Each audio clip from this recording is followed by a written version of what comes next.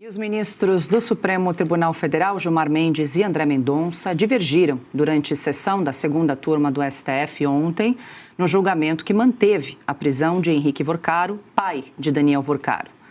A discussão começou depois de Gilmar criticar as decisões tomadas por Mendonça no âmbito da Operação Compliance Zero. O decano comparou os procedimentos adotados por Mendonça no caso aos utilizados na Operação Lava Jato. Mendonça rebateu os ataques.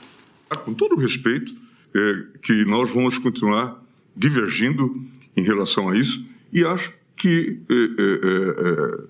é preciso ter cuidado na condução desses procedimentos investigatórios. Todos nós estamos do mesmo lado no que diz respeito ao combate à criminalidade organizada. Agora é preciso que haja métodos constitucionais de se fazer isso. Estão havendo, ministro Gilmar, pode ter certeza. É fundamental que haja. O que eu não vou admitir é tentativas que eu tenho visto de desacreditar de forma indevida a atuação, seja minha como relator, seja dos investigadores. Não vou. Eu não vou transformar o certo em errado e nem vou admitir que isso seja feito. Então, a investigação, no que depender de mim como relator, seguirá seu curso. O embate continuou e André Mendonça reagiu às declarações sobre a Operação Lava Jato. Primeiro, dizer que nós não estamos aqui a julgar Lava Jato. Não vou avaliar Lava Jato, não é o objeto do julgamento. Nós estamos aqui a julgar a maior fraude financeira da história do nosso país, e se não a maior, certamente uma das maiores do mundo, da história. E essa fraude tem algumas peculiaridades. Não é simplesmente um crime do colarinho branco.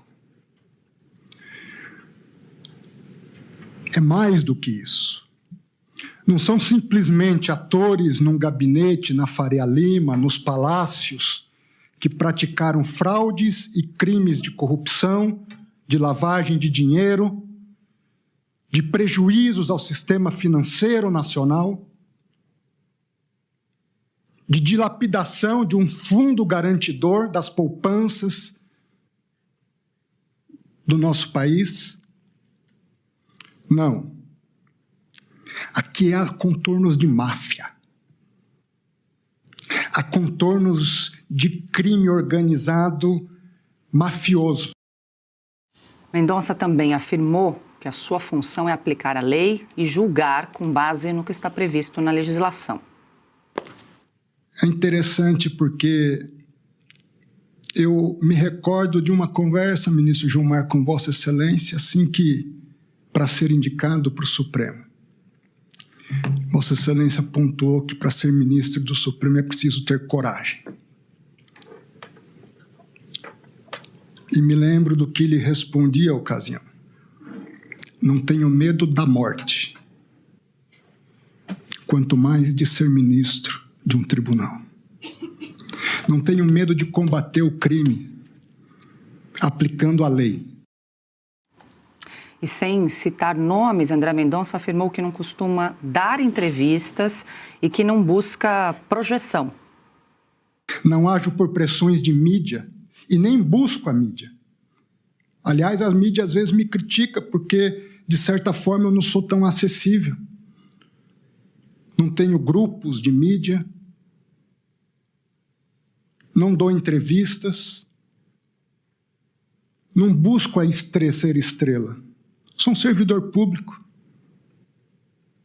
e com muito orgulho sirvo à justiça há mais de 20 anos, há 25 anos na AGU e no Supremo. E minha única pretensão aqui é aplicar a lei. E após assumir a relatoria do caso Master, o ministro André Mendonça teve a segurança reforçada. A medida foi adotada após uma análise interna identificar aumento do risco à integridade física do magistrado. O reforço inclui mais policiais, maior presença de agentes e uso de equipamentos de segurança. Bom, e hoje, quarta-feira, o Oeste Sem Filtro tem o prazer, a honra de receber a magistrada, jurista e professora Eliana Calmon no nosso estúdio. A gente lembra que ela tem uma trajetória respeitável na magistratura, foi procuradora da República, juíza, desembargadora federal. Em 1999 foi nomeada ministra do Superior Tribunal de Justiça, a primeira mulher a ocupar o cargo, foi também corregedora nacional de justiça.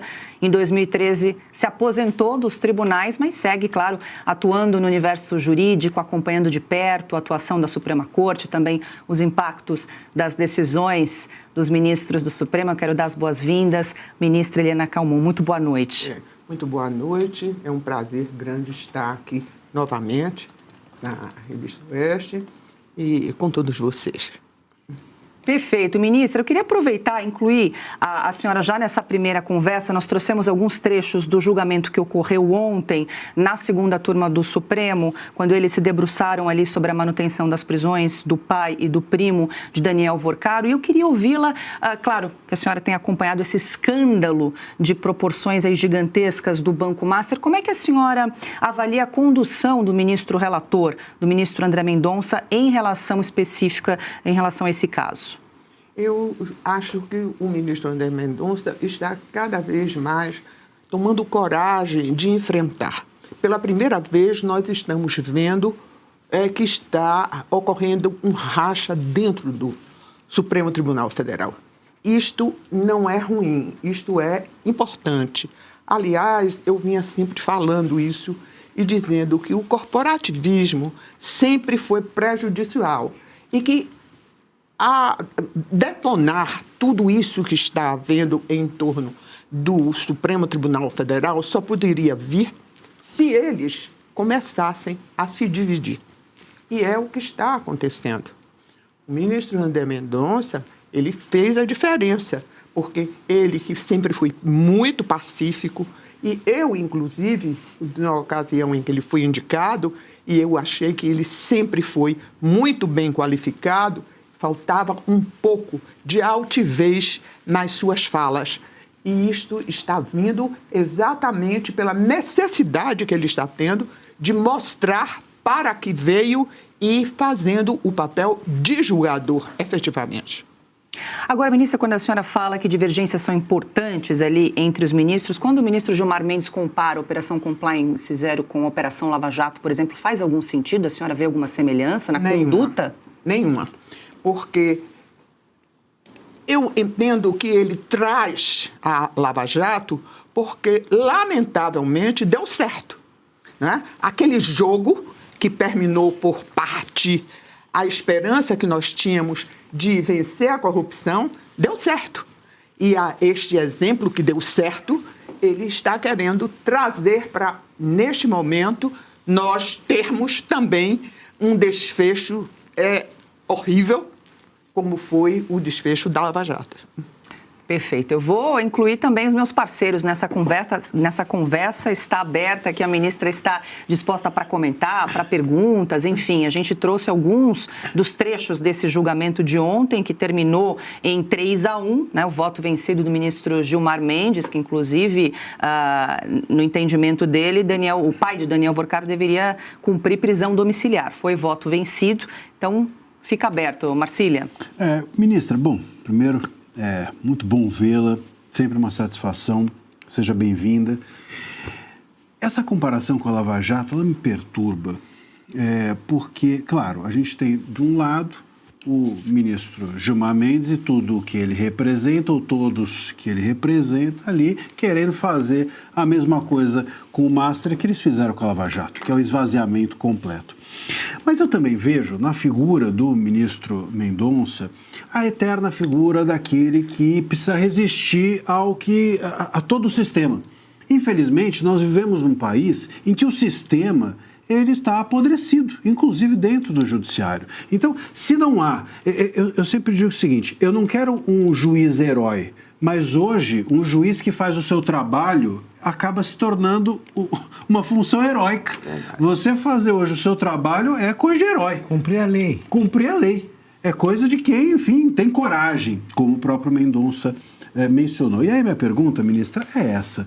Em algum momento, a senhora acredita que a gente vai conseguir sair dessa encruzilhada que é os ministros ou os juízes, enfim, os magistrados de uma forma geral que cumprem o seu papel, deixarem de ser heróis e simplesmente serem os normais, serem as pessoas corriqueiras, aquilo que, enfim, faz parte do cotidiano, deixar de ser uma função heróica, cumprir a lei, em algum momento é algo que a senhora vê no horizonte?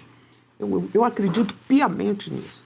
Se eu não acreditasse, eu não estaria sentada aqui na mesa. Porque eu estou aqui como cidadã brasileira. Como cidadã brasileira, eu tenho certeza que nós vamos conseguir. E nós vamos conseguir como? Cada vez mais nós perdermos o medo. Perdermos o medo de falar, de dizer o que está acontecendo, o que está se passando diante dos nossos olhos e que os brasileiros estão com medo de falar. Muita gente fala e diz da minha coragem, uma coragem extraordinária. E eu digo sempre o seguinte, eu tenho 81 anos, eles não vão mais me prender. E uma amiga minha disse, só está faltando a Bíblia e o terço, porque o mais você tem tudo, né? Isso eu sempre estou contando esse caso para mostrar como nós estamos temendo o Supremo Tribunal Federal. O meu Supremo Tribunal Federal, aquele que é para levar o quê?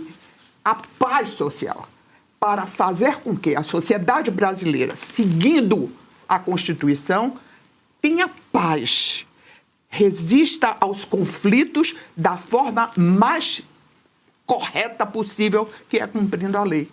E isto vai prosperar, isto vai acontecer. E cada vez mais eu estou entendendo e vendo que a magistratura está tomando corpo. A magistratura já não está conformada com o que está acontecendo. E é por isso que eu acredito piamente que o herói que despontou com André Mendonça não vai ficar solitário. Ele vai ter a confirmação de tudo o que ele está dizendo, porque a sociedade brasileira, os cidadãos brasileiros estarão acompanhando tudo muito bem. E o papel da imprensa é um papel relevante. O papel dos senhores é de uma importância fundamental para mostrar o que está acontecendo nos bastidores. Senão, nós não saberíamos o que acontece dentro dos bastidores do Supremo Tribunal Federal. Pois é, essa estratégia do ministro André Mendonça de retirar o sigilo ontem de 2 processos Fantástico. do Master... Fantástico. Né? Esse é o caminho. Exatamente. Todas as vezes que se quer fazer algo indevido, se coloca um véu para não haver exatamente a transparência. A transparência é o primeiro passo para nós conseguirmos chegar à realidade das coisas. Perfeito. Augusto. Ministra, é um prazer revê-la, muito bem-vinda, parabéns pelo seu trabalho. Eu concordo inteiramente com o que a senhora disse. Agora, acho que o povo, como mostram as pesquisas, sabe que o que faz o ministro André Mendonça tem razão. Ele está começando a descobrir, porque nunca o Supremo foi tão impopular e nunca se viu tanta simpatia para quem age de acordo com a lei. Acabaram com a Lava Jato, mas, no entanto, o povo continua vendo a Lava Jato como uma coisa boa. O brasileiro me pareceu mais confiante naquela época. Por que a opinião pública não conseguia chegar até o Supremo, a ponto de influenciar o comportamento dos outros? O Supremo Tribunal Federal sempre teve a aura institucional. E todas as vezes que se queria atingir o Supremo Tribunal Federal, dizia o seguinte: está atingindo a instituição, está atingindo a democracia. E desta forma, o povo se afastava. Até nós, magistrados, tínhamos receio de que isso acontecesse. Quando eu me aposentei, e me aposentei porque eu descobri que eu não tinha parceria dentro da cúpula do poder ao qual eu estava vinculada, e me aposentei antes de fazer 70 anos, porque eu entendi que eu não tinha mais nada para fazer ali, né? Eu cheguei a um tribunal superior e eu não estava encontrando assim, ressonância no poder de cúpula. De forma que eu fiz isso e fiz calada, eu não falei nada. Eu não falei em respeito ao Supremo. É uma respeitabilidade tão grande, histórica, e pelo passado de todos os ministros que fizeram o dever de casa, sendo cidadãos de bem, cidadãos que faziam aplicar a lei. Muitas vezes a gente não concordava, mas tinha respeito pelaquela decisão, né? E então, isto vem prosperando.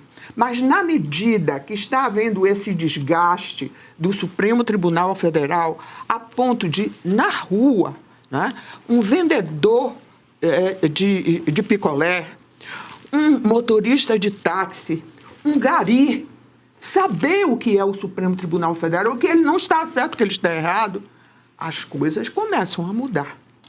E começam a mudar internamente. E aquele corporativismo existente, em nome da segurança jurídica, que eles sempre disseram, para nós termos respeitabilidade, nós temos de ser unidos aqui. Desuniam internamente, mas para o público, eles estavam unidos. Isso fez o povo se afastar.